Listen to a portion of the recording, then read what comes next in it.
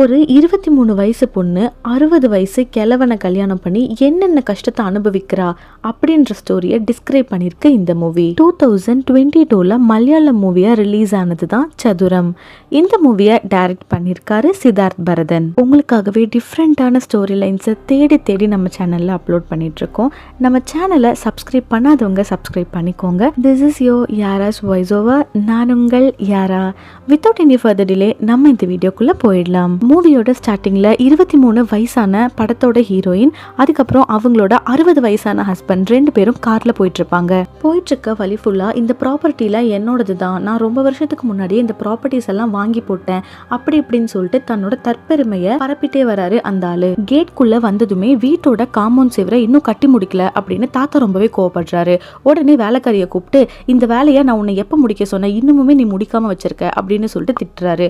உடனே போன் எடுத்து காம்பவுண்ட் சேவரை கட்டுறதுக்கு ஆள்களை ஏற்பாடு பண்ண ட்ரை பண்றாரு. ஹீரோயின் கார்ல இருந்து தன்னோட லக்கேஜ் எடுக்க ட்ரை பண்றாங்க. அந்த டைம்ல வீட்டு வேலைக்காரமா, நீங்க இந்த மாதிரி வேலை எல்லாம் செய்யக்கூடாதுமா, அதுக்கெல்லாம் ஆள் இருக்காங்க, நீங்க உள்ள வாங்க அப்படின்னு சொல்லிட்டு வீட்டுக்குள்ள கூட்டிட்டு போறாங்க. இப்ப வரைக்கும் இந்த வீட்டுக்கு யாருமே வந்ததில்லை, நீங்க தான் முதல்ல வந்திருக்கீங்க அப்படின்னு சொல்றாங்க. வீட்டுல எங்க பார்த்தாலும் செஸ் போர்டாவே இருக்கும். அப்ப ஹீரோயின் வேலைக்காரம்மா கிட்ட கேக்குறாங்க, யார் இந்த வீட்டுல செஸ் போர்டு யூஸ் பண்றா அப்படின்னு. அதுக்கு வேலைக்காரம்மா சொல்றாங்க, ஐயாக்கு செஸ் போர்டு விளையாடுறதுன்னா ரொம்ப பிடிக்கும், எப்பவுமே விளையாடிட்டே இருப்பாரு அப்படின்னு சொல்றாங்க. நைட் டைம் ஆகுது. ஹீரோயின் ரொம்பவே கிளாமரான ட்ரெஸ் பண்ணியிருக்காங்க. இதை பார்த்த தாத்தா ஹீரோயின் கூட இன்டிமேட்டா இருக்கணும் அப்படின்னு சொல்லிட்டு ட்ரை பண்றாரு. ஆனா ஹீரோயினுக்கு அதுல கொஞ்சம் கூட இஷ்டம் இல்லை. அவங்க எவ்வளவோ ரெஃப்யூஸ் பண்ண ட்ரை பண்றாங்க. ஆனா கொஞ்சம் கூட மனசாட்சி இல்லாம ஃபோர்ஸபிளா ஹீரோயின் கூட இன்டிமேட்டா இருக்காரு. காலையில ஆகுது. ஹீரோயினை எப்படியாவது கன்வின்ஸ் பண்ணும் அப்படின்னு நினைச்ச தாத்தா ஹீரோயின் கேட்ட 4 புக்ஸை வாங்கிட்டு போய் அவங்க கிட்ட கொடுக்குறாரு. இப்ப தாத்தாக்கு ஒரு கால் வருது. ஊர் மக்கள்லாம் சேர்ந்து காம்பவுண்ட் சேவரை கட்டக்கூடாது அப்படின்னு சொல்லிட்டு ஸ்டாப் பண்ணி வச்சிருப்பாங்க. தாத்தா வீட்ல இருந்து வெளியில வந்து பாக்குறாரு. நிறைய மக்கள் அங்க வெயிட் பண்ணிட்டு இருக்காங்க. இந்த இடத்துல காம்பவுண்ட் சேவரை கட்டினா எங்களால எமர்ஜென்சிக்கு வெளியில போயிட்டு உள்ள வர முடியாது, அதனால இங்க சேவரை கட்டாதீங்க அப்படின்னு சொல்றாங்க. ஆனா அந்த தாத்தா, இது என்னுடைய காம்பவுண்ட் சேவரை கட்ட தான் செய்வேன், அதை கேட்கறதுக்கு உங்க யாருக்குமே ரைட்ஸ் கிடையாது அப்படின்னு சொல்லிட்டு துப்பாக்கியை வச்சு எல்லாரையும் மிரட்டுறாரு. அந்த டைம்ல ஹீரோயின் சண்டை பெருசாயிடுமோ அப்படின்றதுக்காக சண்டையை தடுத்து நிறுத்துறதுக்காக வீட்ல இருந்து வெளியில வராங்க. ஹீரோயின் வெளியே வந்த உடனே ஊர் மக்கள் எல்லாருமே ஹீரோயினை வாயை பொளந்துட்டு பார்க்க ஆரம்பிக்கிறாங்க. இந்த கிழவனுக்கு இவ்வளோ அழகான ஒரு பொண்டாட்டியா அப்படின்னு சொல்லிட்டு ஹீரோயினை பார்த்து வலிய ஆரம்பிக்கிறாங்க. இதை பார்த்த தாத்தா ரொம்பவே டென்ஷன் ஆகி ஹீரோயினை வீட்டுக்குள்ள போ அப்படின்னு வேகமா சொல்றாரு. ஹீரோயின் வீட்டுக்குள்ள போன உடனே, யாரை கேட்டு நீ வெளியில வந்த, அவங்க எல்லாம் உன்னை எப்படி பார்த்தாங்கன்னு தெரியுமா அப்படின்னு சொல்லி மனசாட்சியே இல்லாம ஹீரோயினை போட்டு அடி அடி நடிச்சிடுறாரு. இதனால ஹீரோயினோட கன்னத்துல ஃபுல்லா ரெட் கலர் மார்க் ஆயிருது. வேலைக்காரி கிட்ட சொல்லி மருந்து போட சொல்றாரு. ஒரு நாள் ஹீரோயினும் தாத்தாவும் செஸ் விளையாடிட்டு இருக்காங்க. அந்த டைம்ல தாத்தா தன்னையே பீத்திக்க ஆரம்பிக்கிறான். நான் வந்து ஒரு பெரிய செஸ் பிளேயர், என்கிட்ட யாராலையுமே வின் பண்ண முடியாது, எல்லாரையுமே நான் அவுட் ஆக்கிடுவேன் அப்படி இப்படின்னு சொல்லிட்டு பில்டப் பண்றான். கடைசியில ஹீரோயின் அந்த கேம்ல வின் பண்ண போற மாதிரி தெரியுது. அங்க இருந்த ஒரு சாக்லேட் எடுத்து சாப்பிட்டுட்டு அந்த தாத்தாவை பார்த்து சிரிச்சிட்டு இருக்காங்க. இதை பார்த்த தாத்தா ரொம்பவே டென்ஷன் ஆயிடுறாரு. உனக்கு எவ்வளவு தைரியம் இருந்தா என் முன்னாடி உட்காந்து சாக்லேட் சாப்பிட்டுட்டு என்னை பார்த்து நக்கலா நீ சிரிப்ப அப்படின்னு சொல்லிட்டு திரும்பியும் மனசாட்சி இல்லாம ஹீரோயினை அடி அடி நடிக்கிறான். வயிற்றுல உதச்சு அவ்வளோ கொடூரமா அடிச்சுட்டு போறான். தன்னோட நிலைமையை நினைச்சு ஹீரோயின் ரொம்பவே வருத்தப்படுறா. அடுத்த நாள் தாத்தாவை பாக்குறதுக்கு வக்கீல் ஒருத்தர் வராரு. உங்க ஹஸ்பண்ட் எங்க அப்படின்னு சொல்லிட்டு கேக்குறாரு. உள்ளதான் இருக்காரு அப்படின்னு சொல்லிட்டு ஹீரோயின் வீட்டுக்குள்ள போறா. ஹீரோயின் பின்னாடியே அந்தாலும் போறாரு. இதை பார்த்த தாத்தா கடுப்பாகி, நான் இங்கே உட்காந்துருக்கேன், நீ எங்க அவ பின்னாடி உள்ள போற அப்படின்னு சொல்லிட்டு கேட்குறான். அதை கேட்டு பதறி போன வக்கீல், இல்ல நான் பழக்க தோசத்துல உள்ள போயிட்டேன், உங்களை பார்க்க தான் வந்தேன் அப்படின்னு சொல்லி உட்காடுறான். ரொம்ப நாளா ஒரு பெரிய ப்ராப்பர்ட்டியை வாங்கணும் அப்படின்னு சொல்லிட்டு தாத்தா பிளான் பண்ணிட்டு இருந்திருப்பாரு. அந்த ப்ராப்பர்ட்டியோட கேஸ் எல்லாமே முடிஞ்சு அது ஃபைனலி உங்க பேருக்கு டிரான்ஸ்ஃபர் ஆயிடுச்சு அப்படின்ற நல்ல நியூஸை சொல்றாரு. இதை கேட்ட தாத்தா ரொம்பவே சந்தோஷப்படுறான். உடனே அந்த வக்கீல், இது யாரு, உங்களோட ஒய்ஃபா அப்படின்னு சொல்லிட்டு கேட்குறான். அதுக்கு அந்த தாத்தா, தேவையில்லாத விஷயத்துல எல்லாம் நீ எதுக்கு தலையிடுற, உன்னோட வந்த வேலை முடிஞ்சிருச்சுல, இங்க இருந்து கிளம்பு அப்படின்னு மூஞ்சிடிச்ச மாதிரி பேசிடுறான். பெரிய ப்ராப்பர்ட்டி கைக்கு கிடைச்சிருச்சு அப்படின்னு ரொம்பவே சந்தோஷப்பட்ட தாத்தா தன்னோட ஒய்ஃபை கூட்டிட்டு அந்த ப்ராப்பர்ட்டியை காமிக்க போறாரு. அந்த இடத்துலயுமே போயிட்டு ஒய்ஃப் கூட இன்டிமேட்டா இருக்கலாம் அப்படின்னு சொல்லிட்டு ட்ரை பண்ணிருப்பாரு. அந்த டைம்ல ஹீரோயின் ரெஃப்யூஸ் பண்றாங்க. அந்த டைம்ல கால் வலிக்கு ஒரு கல்லுல போய் தன்னோட தலையை முட்டி விழுந்துடுறாரு. கழுத்துல பலமா அடிபட்டனால 2 மாசம் ஹாஸ்பிட்டல்ல வச்சுட்டு அதுக்கப்புறம் டிஸ்சார்ஜ் பண்ணி ஹீரோயின் தாத்தாவை வீட்டுக்கு கூட்டிட்டு வரா. பாடி ஃபுல்லா தாத்தாக்கு பேரலைஸ் ஆயிருது. எந்த ஒரு வேலையுமே அவர்னால தனியா பண்ணவே முடியாது. இதனாலேயே ஹீரோயின் வேணும்னு சொல்லிட்டு கிளாமரஸான ட்ரெஸ் போட்டுட்டு அந்த தாத்தா முன்னாடி வந்து நிக்கிறா. நீ என்ன பாடுபடுத்தின, இப்போ என்னடா பண்ணுவ அப்படின்ற மாதிரி ஒரு லுக் கொடுக்குறாங்க. ஹீரோயினால ஒரு கட்டத்துக்கு மேல தாத்தா தாத்தாவை ஃபுல் ஃபிளெஜ்டா பாத்துக்க முடியல. அதனால தாத்தாவை பாத்துக்கிறதுக்காகவே ஒரு மெயில் நர்ஸை வந்து ஏற்பாடு பண்றாங்க. அந்த ஆளு வீட்டுக்கு வந்ததுமே தாத்தாக்கு பியர்டெல்லாம் ட்ரிம் பண்ணி ஹேர் கட்லாம் பண்ணி விடுறான். பாருங்க சார், நீங்க எவ்வளவு அழகா இருக்கீங்க அப்படின்னு சொல்றான். அந்த வீட்டுக்கு போனதுல இருந்தே மெயில் நர்ஸுக்கு ஹீரோயின் மேல ஒரு கண் இருக்கும். அடுத்த நாள் ஹீரோயின் அந்த மெயில் நர்ஸை செஸ் விளையாடுறதுக்காக கூப்பிடுறா. அந்த கேம்ல ஹீரோயின் வின் பண்ணிடுறா. நீங்க ரொம்ப நல்லா விளையாடுறீங்க அப்படின்னு அந்த ஆள் சொல்றான். தன்னை ஃபர்ஸ்ட் டைமா ஒருத்தன் என்கரேஜ் பண்றான் அப்படின்றனால ஹீரோயினுக்கு அந்த ஆளை ரொம்ப பிடிச்சிருது.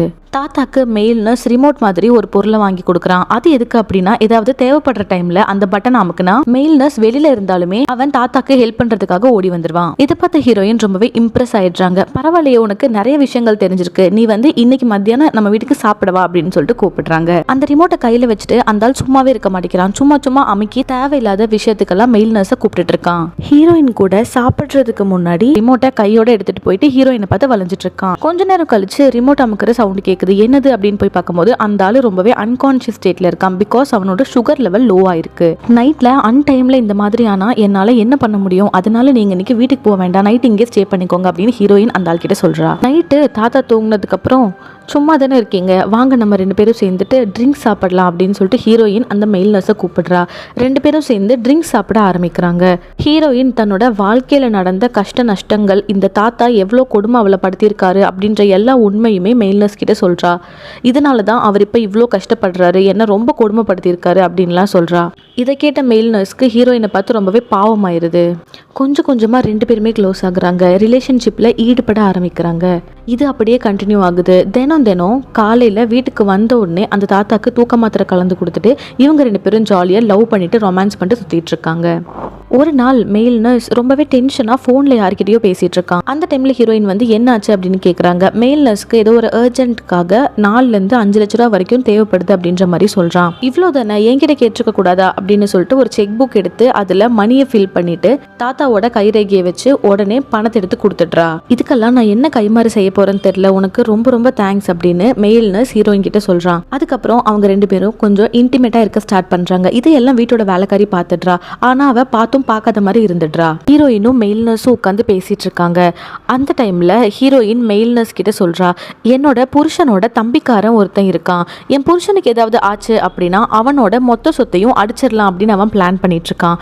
அதுக்கு முன்னாடி என் புருஷன் பேர்ல இருக்கிற எல்லா சொத்தையும் என் பேர்ல எழுதி வாங்கணும். சொத்தெல்லாம் எழுதி வாங்கினதுக்கு அப்புறம் போலீஸ்க்கு எந்தவித சந்தேகமும் வராத மாதிரி நம்ம இந்த ஆளை கொலை பண்ணிடலாம் அப்படின்ற மாதிரி சொல்றா. இதை கேட்ட மெயில் நர்ஸ்க்கு தூக்கி வாரி போடுது.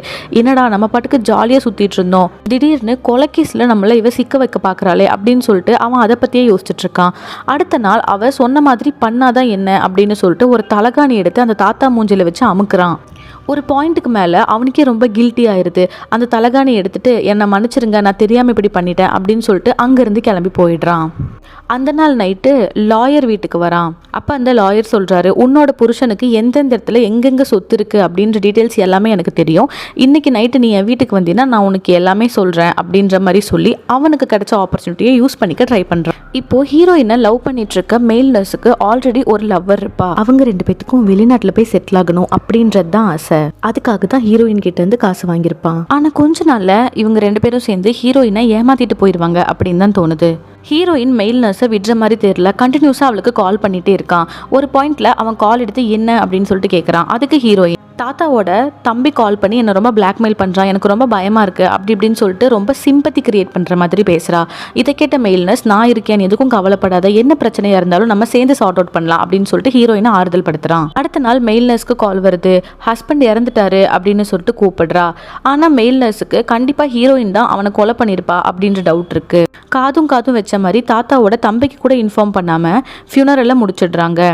அடுத்த நாள் தம்பி ஹீரோயின் வீட்டுக்கு வரான். இது வந்து என்னோட தாத்தாவோட வீடு, நான் இங்கே தான் இருப்பேன் அப்படின்னு சொல்கிறான். அதுக்கு ஹீரோயின் அவனை அவாய்ட் பண்ணும் அப்படின்றதுக்காக, உங்களுக்கு நான் வேற ஒரு பக்கம் ரூம் எடுத்திருக்கேன், அங்கே போய் ஸ்டே பண்ணிக்கோங்கன்னு சொல்லி துரத்தி விட்டுடுறா. இவ வீட்டுக்குள்ளே கூட என்னை விட மாட்டேங்கிறா, கண்டிப்பாக இவ தான் என்னோட அண்ணாவை கொலை பண்ணியிருப்பா அப்படின்னு சொல்லிட்டு இன்ஸ்பெக்டர் கிட்ட அந்த ஆள் சொல்கிறான். அதனால இன்ஸ்பெக்டர், மெயில் நர்ஸ், அதுக்கப்புறம் ஹீரோயின் வீட்டு வேலைக்காரியுமே தனியாக விசாரிக்கிறாங்க. அந்த வீட்டு வேலைக்காரமாக சொல்கிறாங்க, ஹஸ்பண்டு முடியாமானதுல இருந்தே அந்த பொண்ணு ரொம்ப நல்லாவே பார்த்துக்குச்சு, கண்டிப்பாக அவர் இயற்கையாக தான் இறந்திருப்பாரு, இதுக்கும் அவங்களுக்கும் சம்மந்தம் இல்லை அப்படின்னு சொல்லிட்டு அந்த பொண்ணை காப்பாற்றி விட்டுடுறாங்க. ஊர் ஃபுல்லா அரசல் புரசலா இவங்க 2 பேத்துக்கும் கள்ள தொடர்பு இருக்கு, அதனாலதான் அந்த தாத்தாவை கொலை பண்ணிட்டாங்க அப்படின்னு சொல்லிட்டு பேசிக்கிறாங்க. இதெல்லாம் கேட்ட அந்த மேல் நர்ஸோட லவ்வர் எனக்கும் அந்த அம்மாக்கும் அஃபேர் இருக்கு அப்படின்னா நீ எதுக்கு இத்தனை நாள் என்னை ஏமாத்திட்டு இருந்த அப்படின்னு சொல்லிட்டு நம்ம பிரேக்கப் பண்ணிக்கலாம் அப்படின்ட்டு போயிடுறா. மெயில் நர்ஸ் அங்க இங்கன்னு சொல்லி ஹீரோயின் கொடுத்த 5 லட்ச ரூபா காசையும் ரெடி பண்ணிட்டு வந்து ஹீரோயின் கிட்ட கொடுத்துடுறான். இந்தாங்க உங்களோட காசு, இதுக்கப்புறம் என்ன டிஸ்டர்ப் பண்ணாதீங்க அப்படின்னு சொல்லிட்டு அங்கிருந்து கிளம்ப ட்ரை பண்றான். ஆனா ஹீரோயின் அவனை விடுற மாதிரி தெரியல. நான் சொல்றது கேளு, நம்ம 2 பேரும் சேர்ந்து இருக்கணும் அப்படின்னு சொல்லிட்டு ஹீரோயின் அவன் கிட்ட கெஞ்ச ஆரம்பிக்கிறா. அப்போ அந்த மெயில் நர்ஸ் ஹீரோயின் கிட்ட சொல்றான், எப்படியுமே நீங்க விஷம் குடிச்சுதான் அந்த ஆளை கொலை பண்ணிருப்பீங்க, இதை வந்து போலீஸ் கண்டுபிடிச்சிட்டாங்க அப்படின்னா என்னையும் தான் அரெஸ்ட் பண்ணுவாங்க அப்படின்னு சொல்றான். அதுக்கு ஹீரோயின் இதை பத்தியெல்லாம் நீ கவலைப்படாது, எல்லாத்தையுமே நான் பாத்துக்கிறேன் அப்படின்னு சொல்லிட்டு அந்த லாயரை பார்க்க போறா. தாத்தா சாகிறதுக்கு முன்னாடி எல்லா சொத்தையும் தன்னோட ஒய்ஃப் பேர்ல தான் எழுதி வச்சிருப்பாரு. ஆனா தன்னோட கடைசி காலத்துல ஒய்ஃப் என்ன பாத்துக்கல அப்படின்னா அவளுக்கு அந்த சொத்தை கொடுக்க கூடாது அப்படின்ற மாதிரியும் அந்த உயிரில் இருக்கும். நீ என்கிட்ட அட்ஜஸ்ட் பண்ணிக்கல, ஒரு சொத்துமே உன்கிட்ட வந்து சேராது அப்படின்னு சொல்லிட்டு பிளாக்மெயில் பண்றான். நான் ஒன்றும் அந்த ஆளை கொலை பண்ணல, எவ்வளோ டெஸ்ட் எடுத்தாலும் கண்டுபிடிக்க முடியாது, அவர் இயற்கையாக தான் செத்தாரு, உன்னால முடிஞ்சதை நீ பண்ணிக்கோ அப்படின்னு சொல்லிட்டு ஹீரோயின் அங்கேருந்து கிளம்பிடுறாங்க. இந்த சைடு அந்த மெயில் நர்ஸ்க்கு ஹீரோயின் கூட வாழ்றதுல கொஞ்சம் கூட விருப்பம் இல்லை. அவன் எப்படியாவது இங்கேருந்து ஓடிடலாம் அப்படின்னு சொல்லிட்டு ட்ரை பண்றான். அந்த டைம்ல அவனோட ஃபோனுக்கு ஒரு மெசேஜ் வருது. மெயில் நர்ஸ் தாத்தாவை கொலை பண்ண ட்ரை பண்ணியிருந்தப்போ எடுத்த வீடியோ தான் அது. இதை மட்டும் நான் போலீஸில் காமிச்சேன் அப்படின்னா நீ தான் அவரை கொலை பண்ணிட்ட அப்படின்னு சொல்லிட்டு உன்னை ஜெயிலில் பிடிச்சி போட்டுருவாங்க, உன்னோட வாழ்க்கையே வேஸ்ட் ஆயிரும், அதுக்கு பதிலாக நீ ஏன் கூட இரு அப்படின்னு சொல்லிட்டு ஒரு ப்ரெக்னன்சி கிட்ட எடுத்து காமிக்கிறா. பார்த்தா அதை பாசிட்டிவ் அப்படின்னு சொல்லிட்டு காமிக்குது. இந்த குழந்தைக்கு நீ தான் அப்பா, நீ தான் என் கூட இருக்கணும் அப்படின்னு சொல்லிட்டு வலுக்கட்டாயமா தான் கூட அவனை இருக்க வைக்கிறா. அவனால் வேற எங்கேயும் ஓடியும் போக முடியல, ஒளியவும் முடியல. அவங்க 2 பேரும் சேர்ந்து சந்தோஷமா வேற எங்கேயோ ட்ரிப் போகிற மாதிரி காமிச்சு இந்த மூவியை முடிக்கிறாங்க. இந்த மூவி எப்படி இருந்துச்சு அப்படின்னு சொல்லிட்டு கமெண்ட் செக்ஷனில் கமெண்ட் பண்ணுங்க. தேங்க்யூ ஃபார் வாட்சிங்.